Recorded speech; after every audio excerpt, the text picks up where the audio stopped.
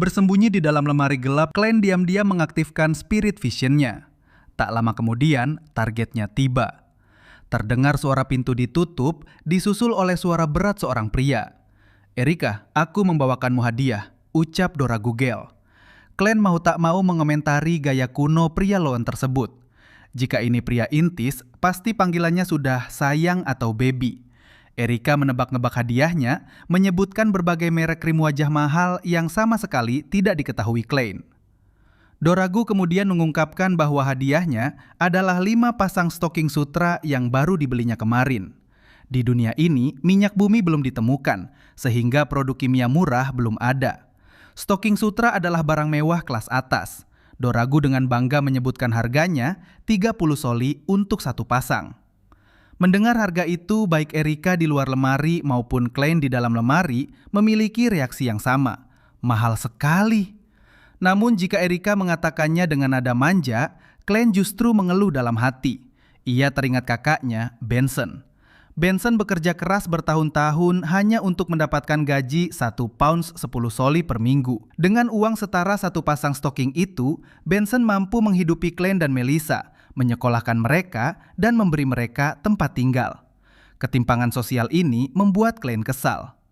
Tak lama setelah memamerkan hadiahnya, aura Doragu berubah warna menandakan ia telah melepas mantelnya.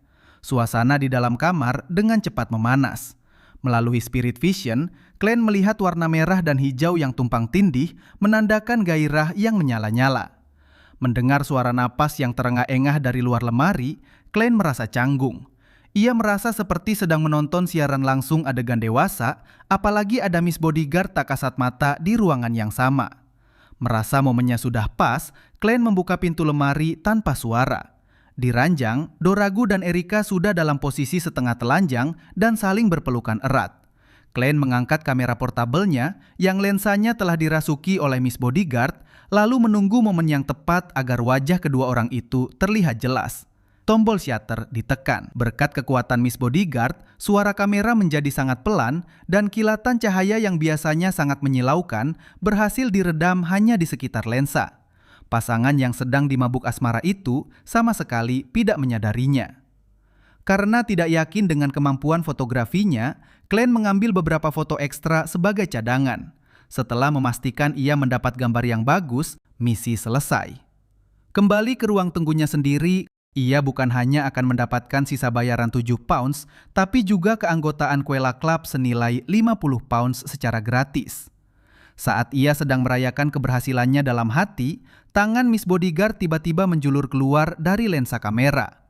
Wanita bergaun gotik itu keluar dan kembali melayang di udara. Merasa sangat canggung karena telah membawa sang pengawal melihat adegan dewasa barusan, Klein mencoba mengalihkan pembicaraan dengan mengajaknya sarapan ke kafetaria.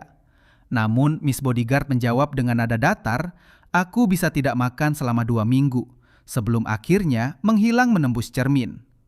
Setelah merapikan diri dan penyamarannya, Klein turun ke kafetaria di lantai 1. Di sana, ia bertemu dengan Dr. Aaron Ceres, ahli bedah yang merekomendasikannya masuk ke klub tersebut. Mereka berbincang santai. Aaron menyinggung berita pagi tentang pembunuhan duta besar Intis oleh kelompok teroris Aurora Order. Namun yang lebih penting bagi Aaron adalah berita politik lokal. Setelah perdebatan panjang, parlemen akhirnya akan mengesahkan 3 RUU penting. RUU Ujian Terpadu Pegawai Negeri Sipil, ini membuat Klein tersenyum bahagia karena kakaknya Benson sudah mempersiapkan diri untuk ujian ini. Pembentukan Dewan Polusi Atmosfer, pembentukan Inspektur Industri Alkali Independen. Aaron menambahkan bahwa pengesahan Dewan Polusi ini adalah berita sangat baik bagi Mary, klien Klein, istri sah Doragu. Mary sangat berambisi untuk memasukkan dirinya atau suaminya ke dalam Dewan Polusi Atmosfer tersebut. Namun dengan bukti perselingkuhan yang kini ada di tangan Klein, rencana itu pasti akan berubah total. Di akhir obrolan, Aaron mengeluh bahwa ia sedang sangat sial akhir-akhir ini karena beberapa kali gagal dalam operasi bedah, dan ia sedang mengambil cuti. Klein bersimpati, namun tidak bisa membantu banyak. Ia tahu satu ritual peningkat keberuntungan, tapi sayangnya ritual itu hanya akan mengirim seseorang ke atas Grey Fog. Setelah sarapan, Klein berpamitan. Ia pergi ke bank untuk menarik 500 pounds dan membayar 300 pounds kepada Miss Bodyguard setibanya di rumah. Sambil menunggu fotonya, Klein berharap mendapat misi detektif baru yang sederhana. Karena mayat Rosago pasti akan segera ditemukan dan MI9 masih berkeliaran, Klein menghindari misi yang terlalu berisiko mengekspos penyamarannya. Namun karena tidak ada klien yang datang, Klein membuat rencana lain. Memanfaatkan sisa waktu kontrak perlindungan dari Miss Bodyguard, ia bersiap untuk pergi keluar lagi malam itu. Targetnya adalah Bravehearts Bar, tempat di mana ia berharap bisa menjalin kontak dengan lebih banyak lingkaran Beyonder lokal. Sebelum keluar rumah malam itu, Klein melempar koin untuk melakukan divinasi apakah aman baginya mengunjungi Bravehearts Bar. Hasil divinasi menunjukkan respons negatif, tidak aman. Namun, Klein tidak langsung percaya. Ia berbisik ke udara, bertanya apakah ada yang sedang mengawasinya hari ini. Beberapa detik kemudian, suara halus Miss Bodyguard bergema dari belakangnya. Tidak. Klein terkekeh dalam hati. Fakta ini membuktikan satu hal. MI9 sama sekali tidak memasukkannya ke dalam daftar tersangka. Setelah memastikan Rosago tidak mencarinya, pihak intelijen menganggap Klein tidak relevan. Klein bahkan bingung apakah ia harus merasa terhormat atau justru terhina. Namun logikanya memang masuk akal. Sangat mustahil seorang detektif swasta rendahan yang kerjanya hanya mencari kucing hilang bisa membunuh duta besar intis, apalagi mengalahkan ahli sekuens 5 seperti Rosago. Cukup meyakinkan MI9 bahwa Klein bukanlah ancaman. Dengan perasaan lega, Klein menyewa kereta seharga 2 soli menuju Bravehearts Bar di area Backland Bridge. Tiba di bar yang bising, Klein memesan segelas bir dan menyuap bartender 5 koin penny untuk mendapatkan informasi lokasi Kaspars. Bartender itu memberitahu bahwa Kaspars, si pedagang senjata pasar gelap, sedang berada di ruang kartu 3. Klein menemui Kaspars yang sedang asik bermain poker dengan tumpukan uang tunai di depannya. Setelah Kaspars membuang kartunya dengan kesal karena diganggu, Klein menyampaikan niatnya. Ia ingin mengikuti pertemuan rahasia Beyonder lagi malam ini. Setelah menunggu setengah jam, Klein yang kini mengenakan topeng besi separuh wajah dan jubah berkerudung panjang, kembali memasuki rumah gelap tempat pertemuan rahasia itu diadakan. Berbeda dengan kunjungan pertamanya yang penuh ketegangan, kali ini Klein sangat santai. Hembusan angin dingin di tengkuknya memastikan bahwa Miss Bodyguard telah menyelinap masuk bersamanya tanpa diketahui siapapun. Klein yakin tidak ada satupun ahli sekuens 5 atau bahkan sekuens 6 di ruangan ini. Di tengah pertemuan, sebuah kabar mengejutkan datang dari pria gemuk berwajah bulat yang diduga merupakan seorang apotekeri. Ia memberitahu bahwa Black Snake telah mati di dalam gorong-gorong akibat diserang monster buas. Klein terkejut. Black Snake adalah anggota Aurora Order yang menjual sisa-sisa spiritualitas listener kepadanya tempo hari. Pria itu cukup kuat, namun ia mati konyol hanya karena misi pembersihan monster di gorong-gorong. Klein langsung teringat pada mayat detektif Zrill di gorong-gorong East Borough yang juga sebagian tubuhnya telah dimakan monster. Apakah ada hubungannya? Sang apotekeri tampak kebingungan karena ia membutuhkan sisa tanaman herbal di gorong-gorong itu, namun takut pada monster buas tersebut. Disinilah Klein dengan pola pikir mantan anggota Nighthawk memberikan saran yang cerdik dan manipulatif. Dengan suara serak yang dibuat-buat, Klein menyarankan sang apotekeri untuk merelakan herbal tersebut.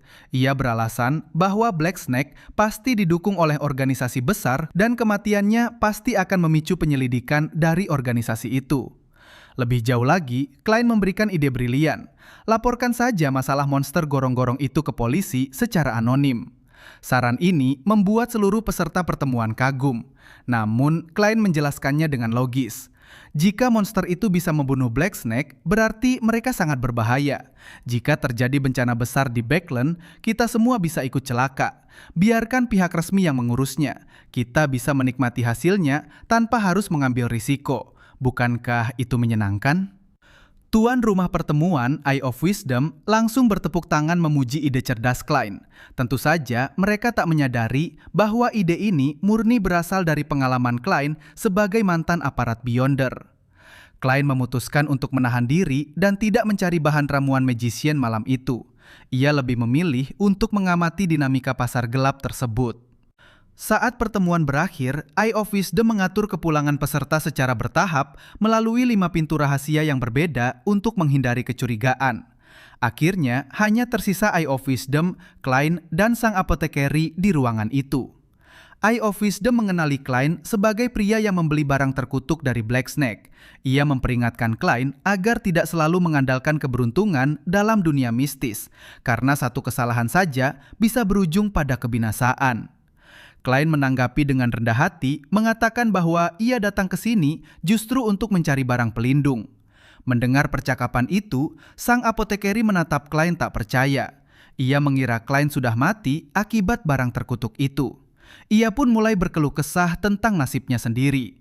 Sang apotekeri bercerita bahwa gurunya dulu menyuruhnya memilih jalur sequence yang berhubungan dengan keberuntungan. Kemungkinan besar jalur monster dari Life School of Thought. Namun ia menolak dan memilih menjadi pembuat obat yang berakibat ia mandek selama 2 tahun karena kesulitan mencari bahan ramuan.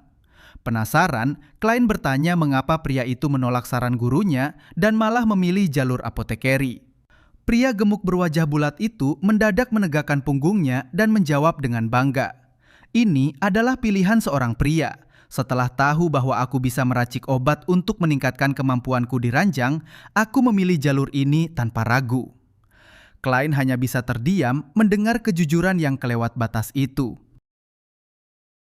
Setelah sang apotekeri gemuk mengungkapkan alasan aslinya memilih jalur tersebut, yakni demi meracik obat kuat untuk urusan ranjang, Klein harus bersusah payah menahan ekspresi wajahnya. Beruntung, ia memiliki kemampuan mengendalikan otot wajah dari ramuan clown dan wajahnya juga tertutup topeng besi. Tanpa mempedulikan reaksi aneh Klein dan tuan rumah Eye of Wisdom, sang apotekeri terus berceloteh tentang betapa ia menyukai kota Backland yang penuh dengan wanita penghibur dari berbagai kalangan, mulai dari mantan pelayan hingga mantan wanita bangsawan yang bangkrut. Merasa obrolan ini semakin melenceng, Klein segera memotong dan mengalihkan pembicaraan. Ia bertanya apakah guru sang apoteker keberatan dengan pilihan hidupnya. Sang apoteker menjawab tidak, gurunya hanya menendangnya keluar setelah mengajarkan semua ilmu herbal dan menyuruhnya mencari pengalaman hidup sendiri tanpa memberitahu di mana ia bisa menemukan bahan ramuan selanjutnya. Sang apoteker kemudian menawarkan kepada Klein, jika Klein menemukan Spring of the Elves Marrow Crystals atau kristal sumsum mata air peri, ia bersedia membelinya dengan harga tinggi. Sayangnya, saat Klein bertanya apakah ia bisa menukarnya dengan formula ramuan apotekeri untuk melatih bawahannya nanti, pria gemuk itu menolak tegas. Mengajarkan formula itu kepada orang selain muridnya sendiri adalah pelanggaran aturan dari Life School of Thought. Namun, sebagai gantinya, sang apoteker bersedia memberitahu lokasi di mana formula itu bisa didapatkan di Backland. Menyadari waktu pertemuan hampir habis dan Eye of Wisdom bersiap menyuruh mereka pergi, Klein harus memainkan sebuah sandiwara kecil. Mengetahui bahwa Miss Bodyguard sedang mengawasinya secara tak kasat mata, Klein sengaja bertanya kepada sang apoteker apakah ia memiliki obat penenang untuk mengatasi gangguan mental. Ini adalah alibi yang sempurna. Klein ingin Miss Bodyguard percaya bahwa ia sedang berusaha keras menyembuhkan dirinya yang berpotensi menjadi orang gila akibat pengaruh bisikan True Creator dari jimat Language of Foulness. Sang apoteker langsung menyanggupinya dan mematok harga 10 soli per botol. Harga yang sangat mahal mengingat di Tingen, obat serupa hanya dihargai 1 hingga 2 soli.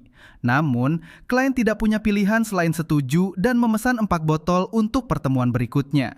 Setelah itu, Eye of Wisdom memberikan persetujuan resmi bagi Klein untuk terus mengikuti pertemuan bawah tanah ini. Ia menjelaskan cara membaca kode rahasia yang akan dipasang di iklan koran Backland Morning Post edisi kelima yang berisi jadwal pertemuan dan sandi ketukan pintu yang baru. Sebelum pergi, Klein memutuskan untuk menggali informasi tentang barang mistis yang bisa ia gunakan untuk melindungi diri, tentu dengan syarat efek sampingnya tidak separah barang dari Black Snake. Sang apoteker mengaku tidak punya, namun Eye of Wisdom tertawa dan berkata bahwa ia memiliki banyak koleksi. Klein meminta barang yang memiliki kekuatan mistis dan lebih kuat dari dirinya. Eye of Wisdom kemudian menyebutkan sebuah barang yang sangat cocok, Sealed Artifact 2 Strip No 81. Mendengar kode angka itu, Klein terkejut. Sebagai mantan Nighthawk, ia tahu betul bahwa format angka seperti itu adalah kode resmi yang digunakan oleh 7 gereja ortodoks untuk mengklasifikasikan benda barang kutukan berbahaya. Eye of Wisdom menjelaskan aturan rahasia ini kepada peserta lainnya. Gereja membagi bahaya artefak dalam grade 0, 1, 2, dan 3. Grade 0 adalah yang paling mematikan dan bisa menghancurkan negara atau bahkan dunia. 7 gereja saling berbagi informasi mengenai daftar artefak Grade 0 dan Grade 1 yang mereka miliki agar nomor kodenya tidak tumpang tindih. Ini dilakukan sebagai bentuk pencegahan strategis sejak zaman keempat atau awal zaman kelima agar ketujuh gereja tidak saling serang. Sementara itu, Grade 2 dan 3 diatur secara internal oleh masing-masing gereja. Tuan rumah tua itu menjelaskan bahwa 2 strip 081 miliknya berasal dari gereja God of Knowledge and Wisdom. Benda ini memungkinkan penggunanya untuk memahami banyak hal secara instan, mengidentifikasi kekuatan dan kelemahan musuh dengan cepat, bahkan meniru kekuatan musuh tersebut. Efek sampingnya, benda ini akan memaksa otak bekerja dengan kecepatan super tinggi. Jika dipakai melewati batas waktu, penggunanya akan berubah menjadi orang bodoh atau cacat mental. Mendengar koleksi mematikan itu dipamerkan, sang apoteker bergumam sinis bahwa Eye of Wisdom lama-lama bisa dirampok dan dibunuh jika terus memamerkan hartanya. Eye of Wisdom hanya tertawa dan berkata bahwa mungkin saja ia sengaja memamerkannya untuk memancing perampok agar ia bisa membalas mereka, sebuah jebakan hukum entrapment yang pernah dijelaskan oleh Kaisar Rosell. Setelah panjang lebar menyombongkan kehebatan 2 strip 081, Eye of Wisdom akhirnya mematahkan harapan klien dengan berkata santai, "Maaf, 2 strip 081 tidak dijual. Aku membelinya seharga 6.800 pounds dan ini adalah koleksi terbaikku." Klien hanya bisa menahan kedutan di sudut bibirnya. Kalau tidak dijual, kenapa dibicarakan panjang lebar? Batinnya kesal. Menyadari kekesalan klien, Eye of Wisdom akhirnya menawarkan 2 barang mistis sungguhan yang memang berniat ia jual.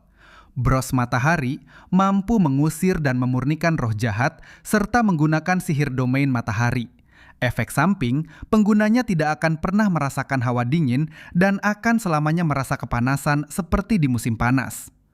Topi pengubah bentuk memungkinkan penggunanya bernapas di dalam air selama setengah jam dan menggunakan sihir domain air atau angin.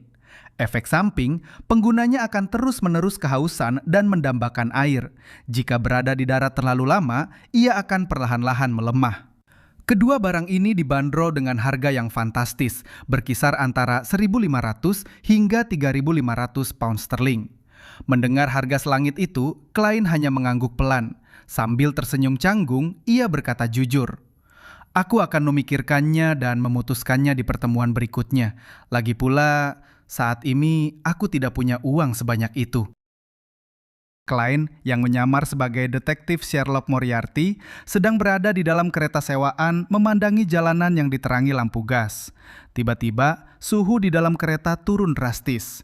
Miss Bodyguard, sang pengawal bergaun gotik, telah duduk di hadapannya tanpa ia sadari.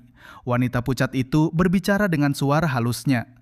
Eye of Wisdom merasakan kehadiranku. Klien tidak terkejut, ia sudah menduga bahwa Eye of Wisdom pasti memiliki beberapa artefak mistis yang kuat.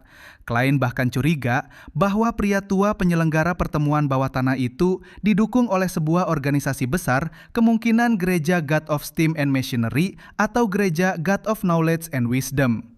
Sangat mustahil seseorang bisa mengumpulkan benda mistis hebat hanya dengan usahanya sendiri, mengingat seorang laksamana bajak laut sekelas Kilanggo saja hanya memiliki 1 artefak, Creeping Hunger. Namun, klien menyimpan tebakan spesifiknya ini rapat-rapat agar Miss Bodyguard tidak curiga bahwa ia sebenarnya sangat berpengalaman dan bukanlah beyonder pendatang baru. Di tengah perjalanan, Miss Bodyguard tiba-tiba mengerutkan kening dan mencium aroma darah yang sangat pekat. Klien menoleh keluar jendela dan melihat pemandangan mengerikan di sebuah gang sepi. Tergeletak mayat seorang wanita bergaun mewah. Perutnya robek dengan luka sayatan yang dalam dan organ dalamnya tampak sudah dikosongkan. Jeritan pejalan kaki yang menemukannya membuat kereta klien sedikit melambat. Sebagai mantan Nighthawk, insting klien langsung mengenali pola pembunuhan brutal ini. Ini adalah ritual pemujaan iblis. Pikiran klien langsung tertuju pada Blood Sanctify Sect, sekte penyucian darah, sebuah aliansi kuno dari zaman keempat yang terdiri dari klan-klan pemuja iblis seperti klan Noise, Andariel, dan Beria. Mereka berasal dari jalur kriminal atau yang lebih dikenal sebagai jalur devil, iblis. Klien mengingat informasi sequence dari jalur ini. Sequence 9, kriminal. memiliki tubuh kuat, insting tajam, dan berbagai kemampuan kriminal, namun hati nurani mereka belum sepenuhnya hilang. Sequence 8, Unwinged Angel.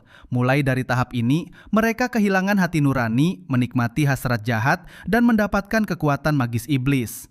Sequence 7, Serial Killer. Menguasai pengetahuan dan ritual pemujaan iblis, mereka suka menyenangkan iblis melalui pembunuhan berantai khusus. Miss Bodyguard membenarkan bahwa ini tampaknya ulah Blood Sanctify Sect sebelum akhirnya ia menghilang. Melihat polisi patroli sudah tiba di lokasi kejadian, Clay memutuskan untuk tidak ikut campur.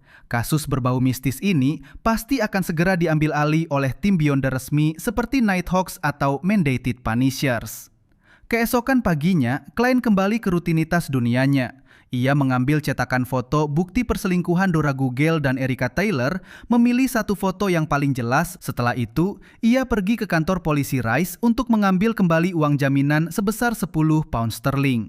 Di sana, ia sempat melihat inspektur vaksin yang asli, membuatnya merasa sedikit canggung. Urusan keuangan pun diselesaikan. Klein menarik uang tunai 500 pound sterling dari bank dan membayar lunas sisa biaya jasa Miss Bodyguard sebesar 600 pound sterling. Kini, total sisa dana cair uang tunai yang dimiliki Klein tepat berada di angka 146 pound sterling, 8 soli, dan 5 pence.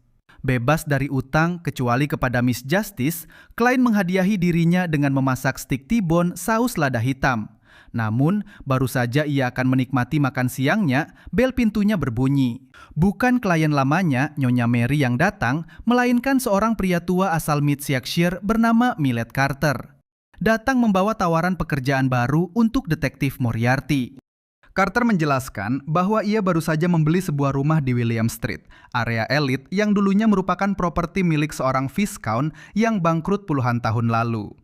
Saat para pekerjanya melakukan renovasi, mereka menemukan sebuah pintu rahasia di ruang bawah tanah yang mengarah ke sebuah struktur bawah tanah yang sangat luas. Carter tidak ingin melapor ke polisi atau pemerintah karena ia tidak ingin propertinya disita atau memancing terlalu banyak perhatian. Jika struktur bawah tanah itu aman, ia berniat merenovasinya menjadi bagian dari rumahnya. Karena itu, ia menyewa Klein untuk mengeksplorasi dan memastikan keamanan tempat tersebut. Bayarannya sangat menggiurkan, 50 pound sterling setara dengan 2 hingga 3 bulan pendapatan detektif biasa. Dengan syarat, Klein hanya boleh membawa maksimal 3 asisten. Klein tidak langsung mengiyakan. Ia meminta izin ke kamar mandi terlebih dahulu. Karena ada Miss Bodyguard yang mengikutinya, Klein tidak bisa pergi ke atas kabut abu-abu. Ia hanya bisa mengandalkan kemampuan divinasi koin tembaganya. Ia menggumamkan kalimat, "Aku harus menerima komisi ini," lalu melempar koin. Hasilnya menunjukkan sisi kepala raja, respons positif. Untuk lebih meyakinkan dirinya, Klein berbisik ke arah cermin bertanya pada intuisi Miss Bodyguard. Sosok wanita bergaun gotik itu muncul di cermin dan menjawab datar, ada sejumlah bahaya, tapi tidak terlalu besar.